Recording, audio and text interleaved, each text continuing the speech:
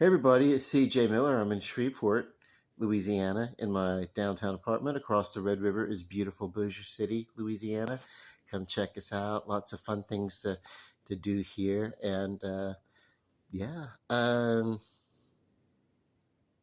you know, it's been a decent few couple of days. I just want to reflect on the goodness of having company to spend time with. You know. Um, Last couple of times that I've talked and I've walked or whatever, I've had like sort of like reflections, not really epiphanies, because these are things that I've known, but just reminders of how fulfilling it is to have you know uh, friends, that you can spend time with from time to time. So that's wonderful. And what what yeah. So and when I think about my life, and I don't keep a busy social schedule uh, or anything. But there are some times when I look at my life, and it's like at times when people uh, want to get together, it's you know kind of around the same time, and it's like when it comes to like when it comes to having like friends and companionship and everything, I really do have a full life. I feel very enriched and blessed in those areas. And the reason why I cherish that is because I don't always think it was that way for me. I remember being, real young and running around the neighborhood and everything like that, and sometimes feeling out of place or odd. I remember we moved around a lot, and there were a lot of times I felt even bullied or put upon. And then around my 13, 14, maybe I just turned 14. I don't know. From the time I was 14 until I was 17, I kept a really, really busy schedule. It was just so much so that I couldn't really, I wanted to do music. I just didn't have any more time in my life because we had school. Now, I hated school. Didn't do what didn't I just hated it. But after school, there was a little bit of downtime, and then I'd go to the Taekwondo classes, and I did that from 17 until I was almost 18 years old. Uh, and then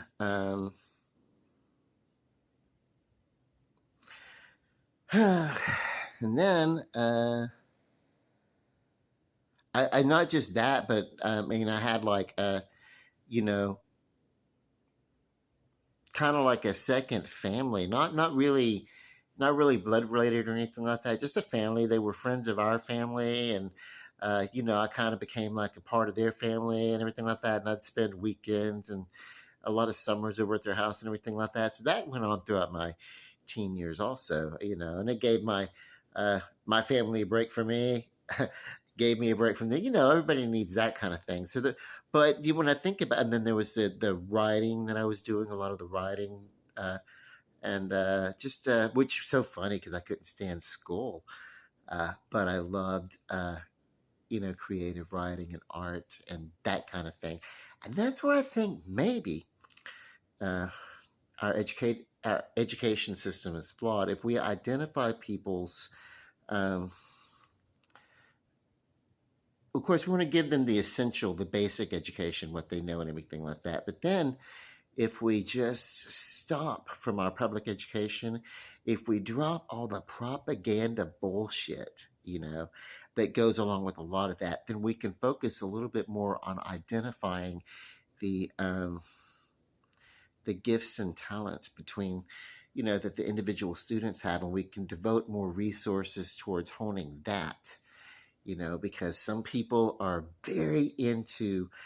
I know a guy that, no kidding, he loved small motor mechanics, you know, that kind of stuff. So, uh, and he didn't get uh, any sort of proper education or training on that. He just had to start working in, like, he basically had to take apart motors and tweak on them and learn that stuff himself because there was no education for it. So there are some things that and it's from a young age he knew how to do this, and there are other, So I think that just educationally, I think that yeah, if we focus, if we can diversify, if we can stop some of the social brainwashing that kind of happens in a public education system, and we focus more on uh, education in areas that are going to produce you know people who know their talents and then can produce in those talents. That's great. But I don't know how I got on that topic. I'm just going through my yeah. But these are the thing is I just didn't have. I kept a busy schedule, and then yeah. So I don't know. I just I didn't always make the best choices in associates as a young adult, and I didn't make the best choices in what to do because I didn't know because I didn't know what to do with what I had, and yeah, that came along later, that the whole accepting and understanding that I have an artistic mind and an artistic personality, and creation has to be a part of anything that I'm ever going to do that's going to be worthwhile or that's really going to be tolerable to me, you know, and and then of course I'm just reflecting on all this, but the thing is that there's no regret about any of it because at my stage in life, none of it matters because I do have people that make me feel warm, that make me feel loved, and that are available to accept the love that I have to give. And there are some people who are closer to me than others, but nevertheless, I do feel uh, fulfilled and content. Fulfilled and content, yes. If I said that right, I don't. That's just yeah. I'm so tired. Um, Today, got a call from a friend. We met up and had breakfast. I saved half of my breakfast, brought it home. It was a breakfast brunchy kind of thing. So I saved it, brought it home, and then had some for dinner. And then got a call from another friend uh, to meet up later, and then got a call from the first friend, and we went out and hung out and did some socializing. And then I uh, met up with the second friend. We went and did some running around, and of course, we went to a gym. It's my gym buddy, so we go to the gym. If y'all don't know, that's Mike. I've talked about him before. So then it was like, yay! Uh, it's those times when I get to visit with people. I get to visit in their lives, or they get to come into my home and visit in my lives, or we get to go spend time together, run around. It's those moments spent together with people that I cherish the most. And I love my my little nook of the world, my little place that's mine, my one little area that I get to set the boundaries and control it and everything. Uh, because we all need that safe spot. We all need that. For a child, it may be their room. For a grown man, it's the king. His home is his castle. That kind of stuff. And uh, there's everybody needs that place that is theirs, even if it's just the great grandmother that goes into the closet to scream aloud her frustrations at her uh, husband that she's been married to for like 69, 70 years. Uh, so that, so she doesn't, whatever. So that she doesn't like knock his block off, whatever. Everybody needs something that's their own. And I do appreciate and I love that.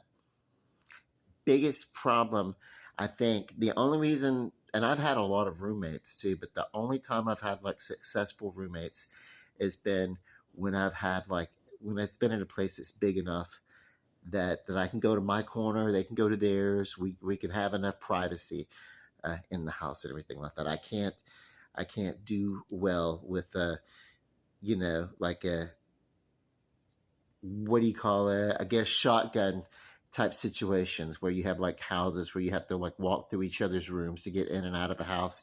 No, I need privacy, bro, for real. So anyway, and I love that and I appreciate that, but I also love the fact that today I'm a person that I know that I know that I'm loved, and I feel loved, and I know that other people feel the true love that I have for them, and that's the most. It's great, yeah. It's yeah. So, uh,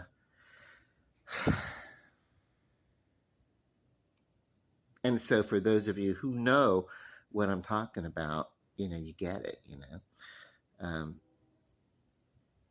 because at my worst, I did feel uh, that it was me on my own, and I was just going to have to, kind of eke on by the best I could, and it was, whew, yeah, a lot of times it was okay. Most of the time, it was probably okay, but then there were those times when it was not okay, and uh, that's a real hurt. And so I'm very sympathetic to that when I see that in other people, and feel it and everything. So, um, but also, um, but for the grace of God and, you know, the godliness and the humanity that I have in my life, that I know for the people that are around me and that are a part of my world. If it weren't for the grace that I've been given by many, many people, that and I would say, the humility wants to say, even though I didn't deserve it, but you know what? I do deserve it because, God says that I deserve it, So I don't, grace. Everybody deserves that grace. Everybody's like, grace is when you're given, uh, chances that you don't deserve. Who are we to say what we deserve when we are given that grace by God? Whatever, however you understand that God. How are we to know better than He who knows more than us? We don't. So if God says we are worthy of grace, then we are worthy of grace, and that's about as spiritual as I'm going to get on this one. Except I'm feeling these spiritual connections with the people and the love that I have and the fullness in my life and the fullness in my heart, because I'm quite aware that it hasn't always been that way and that it's not that way for everybody, even though I want it to be that way for everybody. I want everybody to feel happy. Also, um, exercise creates endorphins, if you want to know. So these good feelings come from physical activity, you know. A large part of that. Okay, I'm also delusionally tired because it's quite past 2 in the morning. No, 1 in the morning. It's close to 1:30, not quite 1:30. Okay, my internal clock is off. I had to look at my um, the clock on my microwave. Yeah, because well, it's there. Okay, I'm feeling silly now. Listen, I hope you all have a good night, and I wish you all love and light. Good night. Did I already say I wish you a good night and then redundantly say good night? Love and light. Good night.